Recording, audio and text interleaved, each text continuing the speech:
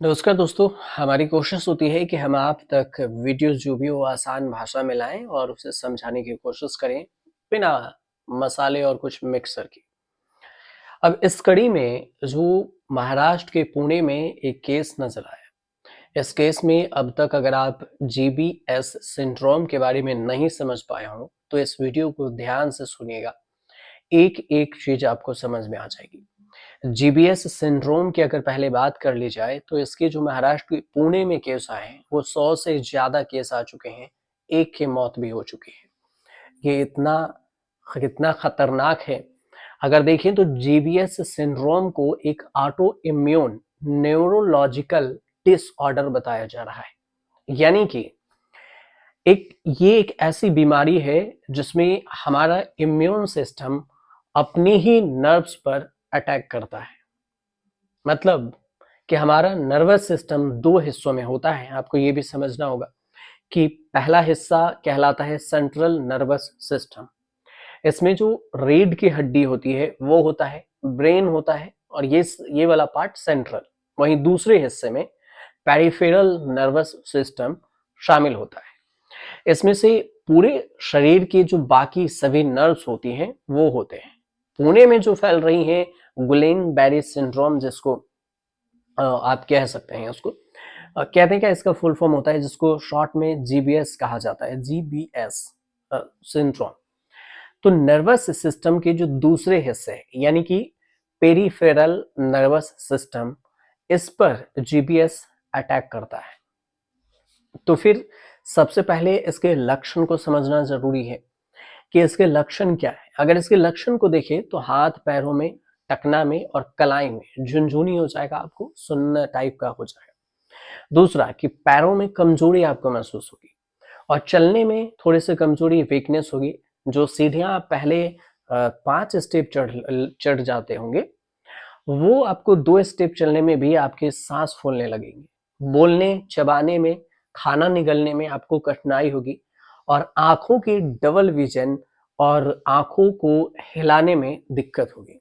अगर double vision का मतलब है कि आपको एक ही चीज दो दो नजर आने लगेगा और फिर तेज और खास तौर पर मांसपेशियों में तेजी से दर्द होगा, बहुत ज्यादा ऐंठन होगी।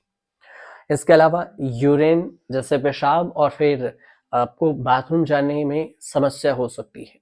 साथ में आपको सांस लेने में भी कठिनाई होगी। ये सारे सिंड्रोम, देखिए अगर आपको पहले कमजोरी है तो कोई बात ही नहीं है, लेकिन अगर ये सारे सिम्टम्स आपको एक साथ दिख रहे हैं तो फिर आपको जीबीएस के बारे में डॉक्टर से मिलना चाहिए। इस सिंड्रोम की शुरुआत होती है हाथ और पैरों में झुनझुनी से और कमजोरी से। वैसे अब आप कहेंगे कि अक्सर केस में तो ऐसा देखा गया है कि महिलाओं में या फिर पुरुषों में यह जो कमजोरी की वजह से हाथ में झुनझुनी हो जाती है, कमजोरी फील होने लगता है, तो फिर बात क्या है। तो सबसे डराने वाली बात यह है कि ये लक्षण तेजी से फैल भी सकते हैं और जब सारे सिम्टम्स आपको मिल जाएं, सारे लक्षण मिलें, तभी आप डॉक्टर के पास जाइए। ऐसा नहीं कि आपको थोड़ी सी कमजोरी हो रही है और आप घबरा जाएं कि हमें जीबीएस हो गया है। नहीं, ऐसा नहीं हो सकता जब तक आपके सारे सिम्टम्स मिल ना जाए। और इसकी जो एक चीज और है इसमें खास, कि अगर जिसको जीबीएस हुआ है उसके लकवे यानी पैरालिसिस में भी ये जीबीएस बदल सकता है। और इसके जो लक्षण है वो करीब करीब 2 हफ्तों से ज्यादा इस सिंड्रोम्स अपने चरम पर पहुंच सकता है। 2 हफ्ते में ये ज्यादा डेंजरस हो जाता है। सबसे पहले अभी ये भी बात कर लेते हैं कि जीबीएस सिंड्रोम से बचने के लिए क्या कुछ करना चाहिए। जो जानकार हैं, जो एक्सपर्ट हैं, जो हमने अभी तक कुछ डॉक्टरों से बातचीत की तो उन्होंने बताया कि इस सिंड्रोम का कोई सटीक इलाज भी नहीं है कि हाँ कुछ सटीक इलाज हो और इससे ठीक हो जाए। इसके लक्षण हैं उसको कम करने और इसके रिकवरी रेट को तेज करने के लिए कुछ उपाय जरूर बताए जाते हैं। जैसे कि प्लाज्मा एक्सचेंज होता है जिसमें शरीर से विषाक्त जो पदार्थ है उसे बाहर निकाला जाता है और नर्वस सिस्टम को राहत मिलती है। दूसरा होता है इलाज इम्यूनोग्लोबिन ग्लोबुलिन थेरेपी। और इस थेरेपी से, जिसमें आप इम्यून सिस्टम के खिलाफ काम करने वाली जो एंटीबॉडी है उसकी एक खुराक दी जाती है जो आपके नर्वस सिस्टम को और भी ज्यादा नुकसान से बचाती है। अब बात है कि किस उम्र के लोगों को यह सिंड्रोम हो सकता है। तो देखिए, ये कोई एज लिमिट तो नहीं है, लेकिन स्टेट हेल्थ डिपार्टमेंट है उसके अनुसार से कहा गया है कि ये सिंड्रोम के केसेस हर एज के ग्रुप में देखा गया है। पुणे से जो करीब करीब 100 से ज्यादा केसेस आए हैं, उसमें से 19 केस ऐसे हैं जो 9 साल से कम वाले बच्चों को हुए हुए, और 15 केस ऐसे हैं जो 10 से 19 एज वाले ग्रुप के हुए हैं। 20 केस ऐसे हैं जो 20 से 29 साल के एज के हुए हैं, और 13 केस 30 से 39 साल के ग्रुप वाला। 12 केस हैं जिसमें से 40 से 49 साल की उम्र वाला। 13 केस ऐसे हैं जिसमें 50 से 59 साल, और 8 केस हैं जो 60 से 69 साल के एज ग्रुप में देखा गया। एक केस है जो 70 से 80 साल की उम्र में भी देखा गया है। तो आप समझ लीजिए कि 9 साल से लेके 70 से 80 साल तक जीबीएस सिंड्रोम एक ऐसी रेयर बीमारी है जो हर साल करीब करीब देखें तो 1 लाख लोगों में 1 या 2 लोगों में ये बीमारी होती है, अगर एवरेज रेट देखा जाए तो। अब पुणे में भी 100 से ज्यादा केस मिल गए। तो महाराष्ट्र के पुणे में जो ये जीबीएस सिंड्रोम मिले हैं, इसके मामले में अगर देखें तो लगातार बढ़ोतरी देखी जा रही है, लेकिन सरकार भी एक्टिव है, इस पे काम कर रही है।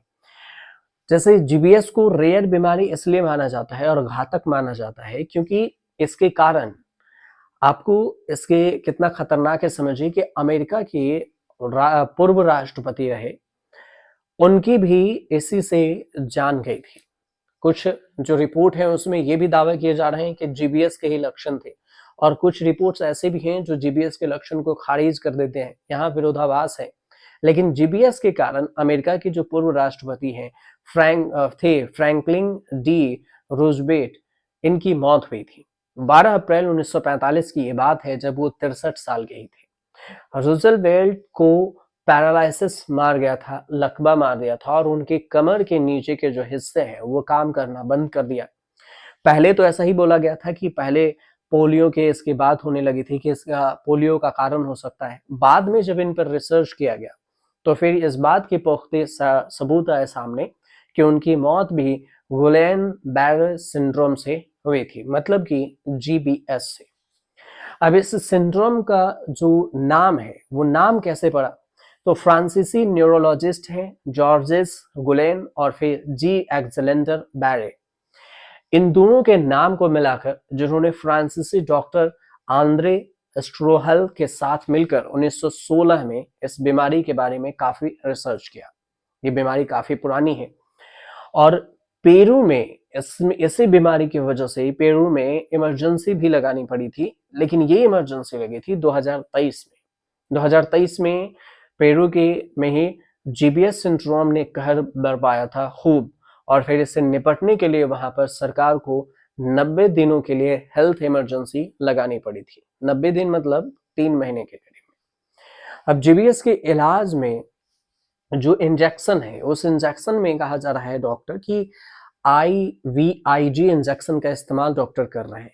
इसके स्टॉक अभी पुणे में है, लेकिन हो सकता है कि अगर ज्यादा इसके केस आए तो स्टॉक भी खत्म हो। लेकिन IVIG की जो इंजेक्शन है इसकी कीमत करीब करीब 20,000 रुपए बताई जाती है एक शॉट्स की, मतलब एक इंजेक्शन की कीमत है 20,000 रुपए। अब ये कितने इंजेक्शन में ठीक होते हैं, ये हर एज के जो लोग हैं उस पर अलग अलग तरह से ये काम करती है। किसी में 10 तो किसी में 15 इंजेक्शन भी लग सकते हैं, लेकिन डॉक्टर से सलाह लें उसके बाद ही होती है।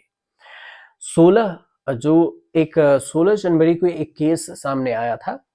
उस केस में एक 68 साल की महिला थी, और उनके रिश्तेदार ने इस बात की जानकारी दी कि इलाज में कुल उनको 16 नहीं 13 इंजेक्शन उन्हें दिया गया उसमें इस्तेमाल। समझिए कि 13 से 20 को 20,000 रुपए एक इंजेक्शन का, इस हिसाब से कितने रुपए।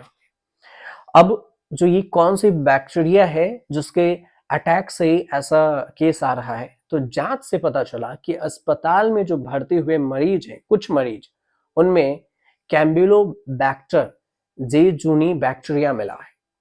अब ये जो बैक्टीरिया है कैम्बिलोबैक्टर जेजुनी बैक्टीरिया, इसी की वजह से ये जीबीएस फैल रहा है, और कहा जा रहा है कि दुनिया भर के सभी जीबीएस मामलों में से 1/3 की वजह है सी जेजुनी, और साथ ही इसके चलते कई सारे गंभीर इन्फेक्शन भी हो रहे हैं। पेरिफेरल नर्वस सिस्टम की अगर बात करें, जो हमने आपको पहले ही बताया था कि एक एक्यूट इन्फ्लेमेटरी डिसऑर्डर है जो जीबीएस सिंड्रोम के वजह बन सकती है। जीबीएस के लिए सिंगल साइकिल इम्यून थेरेपी भी होता है और इसमें जो खर्च है करीब करीब 3 लाख से लेकर 8 लाख रुपए तक इसके आते हैं, तो कॉस्टली भी ये काफी ज्यादा है। लेकिन कई डॉक्टर्स गरीबों का इलाज करने के लिए कहते हैं कि उनके स्टेरॉइड का भी इस्तेमाल कर रहे हैं, लेकिन इन्हें इसकी कीमत काफी कम है, 5,000 रुपए तक में हो जा रही है, लेकिन रिस्क ज्यादा है। अब डॉक्टरों का इस पर यह भी कहना है कि मल्टीपल स्क्लेरोसिस जो है इस पर और फिर एस एस्केमिक स्टॉक है, एस्केमिक स्टॉक जैसी बीमारियों के लिए जो सस्ते विकल्प हैं वो भी तलाश रहे हैं ताकि सस्ते हो सके। लेकिन इसके सिंड्रोम है, जो जीबीएस सिंड्रोम के कई प्रकार हैं। एक्यूट इन्फ्लेमेटरी जिसे EIDP भी कहा जाता है, और ये जो जीबीएस सिंड्रोम है इसका सबसे नॉर्मल रूप है जिसका असर उत्तरी अमेरिका और फिर यूरोप में सामान्यतः देखने को मिलता है। इसमें नर्वस सिस्टम की जो परत है माइलिन, उसमें सूजन हो जाती है और इस प्रकार से सामान्य लक्षण जैसे कि पैरों के ऊपर से फैलने वाली जो मांसपेशियां हैं वो कमजोर हो जाती है। तो दूसरा जो सिंड्रोम है उसे मिलर फिशर सिंड्रोम MFS कहा जाता है। इसका असर सबसे पहले आंखों पर देखने को मिलता है और आंखों में जलन और फिर दर्द होता है, और यह सिंड्रोम मुख्य रूप से एशिया में सबसे ज्यादा अधिक पाया जाता है। तीसरा है एक्यूट मोटर एक्सोलोनल न्यूरोपैथी। एक्सोलोनल न्यूरोपैथी आप कह सकते हैं। इसके जो दोनों प्रकार हैं, चीन, जापान, मैक्सिको में सबसे ज्यादा अधिक आम माने जाते हैं, लेकिन उत्तर अमेरिका में इसकी घटनाएं कम देखी जाती है। हालांकि भारत में सिर्फ अभी पुणे में केस सामने आए हैं। कई केस में ये भी रिपोर्ट आ रहे हैं अभी कि ये सब जो जेजिका जो बैक्टीरिया है ये पानी दूषित होने की वजह से ये पानी में मिला और पानी पीने की वजह से ही ये सिंड्रोम फैल रहा है, क्योंकि अचानक से आने की कोई वजह और नहीं आई है।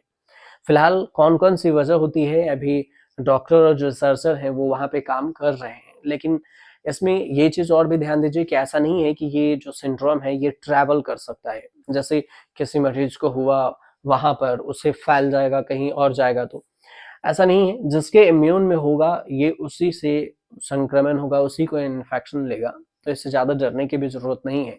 और ज्यादा मोरालिटी टेस्ट भी ज्यादा नहीं है। मृत्यु दर जिसको कहते हैं कि आप 100 में से एक भी नहीं है, ये 1000 में से एक की मौत हो सकती है, लाख में से।